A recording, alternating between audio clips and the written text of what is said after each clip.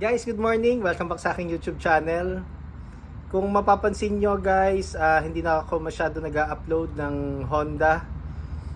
Bihirang-bihira na. Kasi, yun nga, nag-ibang bansa na ako. So, nandito na ako sa Amerika. So, first month ko ngayon dito sa Alaska. Ang daming changes, ang daming adjustments, pero eventually nakaka-cope up na ako. So, sa mga gustong mag-inquire pa rin for Honda, assist ko pa rin naman kayo guys. You can contact pa rin ako doon sa number ko sa 0906-386-8937. Pero guys, sa Viber na lang guys, para at least pwede ko kayong tawagan or i-message. Pwede rin naman sa text, kaya lang mas maganda kung Viber na lang talaga.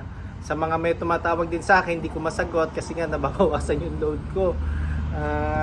Ayun, ang laking adjustment, pero eventually napafamiliarize ko na rin naman yung yung status ko dito sa Amerika. And ayun, hopefully kung saan man ako dalhin ng career ko, pero ngayon I'm truly blessed na meron akong work na dito. At hopefully kung ano man yung plano at pinagdadasal ko, mag-manifest sana siya, and hopefully next year makauwi ako. And yun nga, sa mga inquiry ko nga pala kay Honda uli, message nyo lang sa Viber uli, 0906-386-8937, and assist ko kayo, and syempre endorse ko kayo sa trusted sales executive natin, sa mga maayos nakausap at hindi kayo bibigyan ng hassle. Kasi yun na rin ang naman naging trademark ko, hassle-free transaction to all customers.